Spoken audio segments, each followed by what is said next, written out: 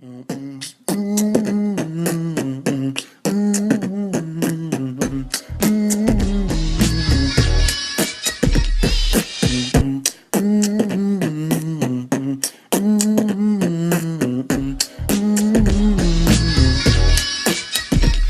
people, it's the boy Nefakari, one half of your top three podcast, the most dangerous podcast in North America. Only North America, not South America. They've got some pretty bad ones in South America that are just insane. It's like I'm joking. But anyway, so it's been a while. It's been like a week or so. It's not even been a while, but for dramatical purposes, it's been a while, and I'm back, and I'm gonna do the film Mother.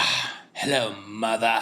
Mother, for those who don't know, is the film with J-Law, Jennifer Lawrence, and it's an Aronofsky film. And this film, it's got bad reviews, but okay. So let's talk about the creation of Mother. So it stars Jennifer Lawrence, as I said, and the director is Darren Aronofsky. And for those who don't know, Darren Aronofsky, even though he's not my favorite, I think he might be the best filmmaker in Hollywood right now, because he has this uncanny ability to make these like what seems like independent films, but they rock out to like a mainstream status. For examples, I can give you Requiem for a Dream, which maybe didn't rock out to a very large screen status, but it was very like highly or critically acclaimed, I should say. Then he did The Wrestler with Mickey Rourke, which was amazing. Which was definitely seems more like an indie film, but it got, again, so popular. And then he did Black Swan, which I love. And it got the lead actress an Oscar, Natalie Portman, whom I love too. I think is dope. I've loved her since Leon, the professional film. Okay, so now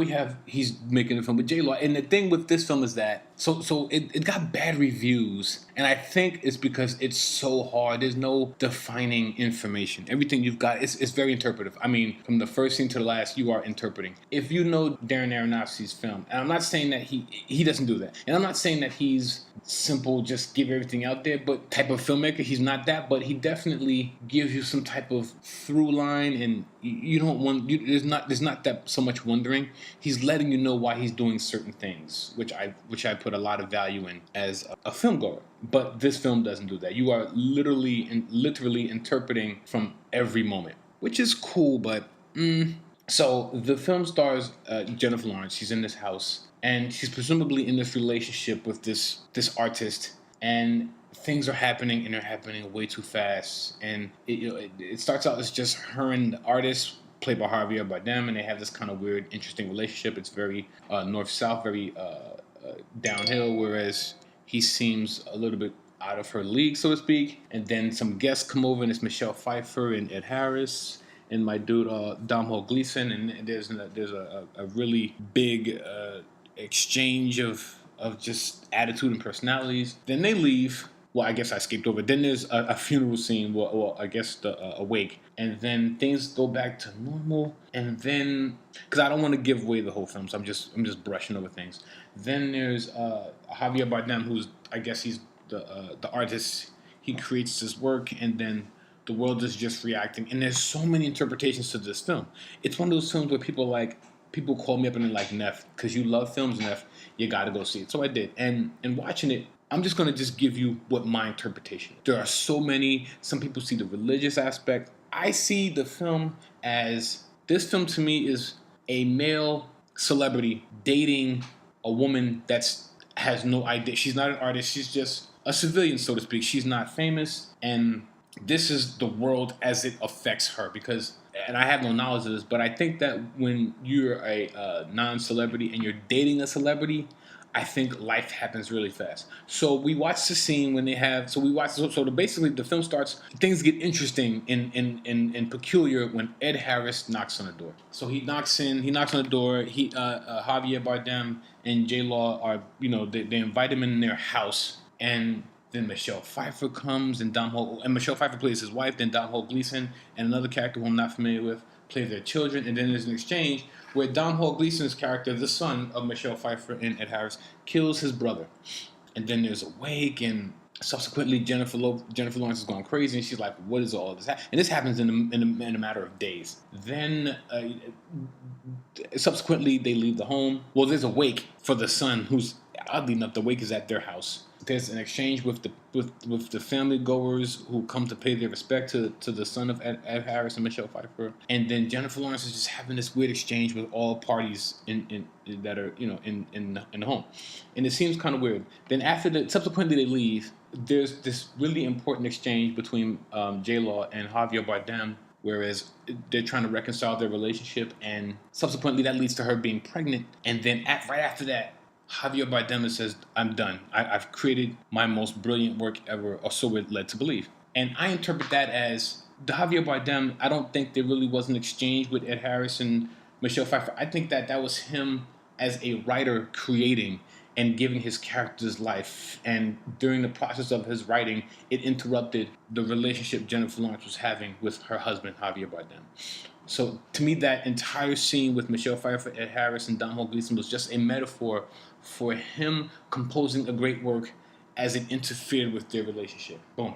So then we get to the second half of the film, whereas, okay, so Javier Bardem, because previously he's just been so hard to write, he hasn't been inspired. So he gets, he's finally be able to create.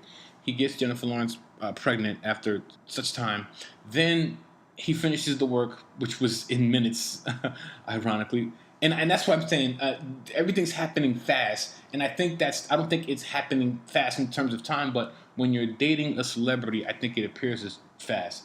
So then Javier presents the work, and people are just going, it's fanatical in every sense of the word, where people are coming to the house, and the house just becomes this world of idolatry and insanity and war and conflict, all because of this work that Javier Bardem's character has created and is affected. And I think, to me, that symbolizes when dating somebody and they make such enormous work and you're not an artist yourself, I think you can be overwhelmed by that lifestyle and things happen real fast.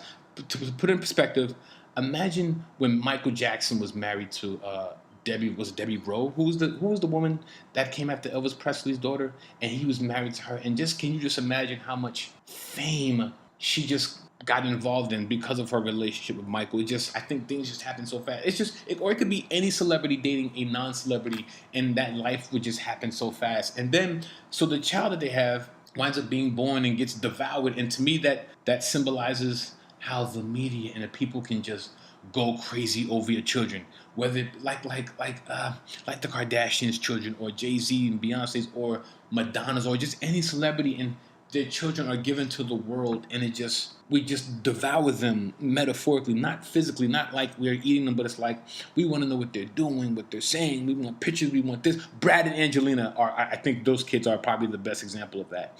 So at some point, she just can't take it anymore, and she dies. And Javier Bardem just wants one last piece of her, and then it starts again with a new female. To me, I took that as that relationship ended. He took all he could from her in terms of inspiration to create. Now he's on to the next. And there you have it. That's my review of Mother. I liked it.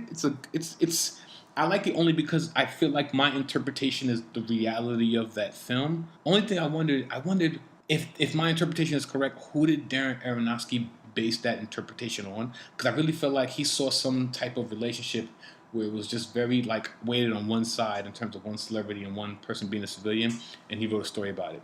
But anyway, go check it out. It's a good film. It's J-Law, it's Aronofsky, and that's it. Peace.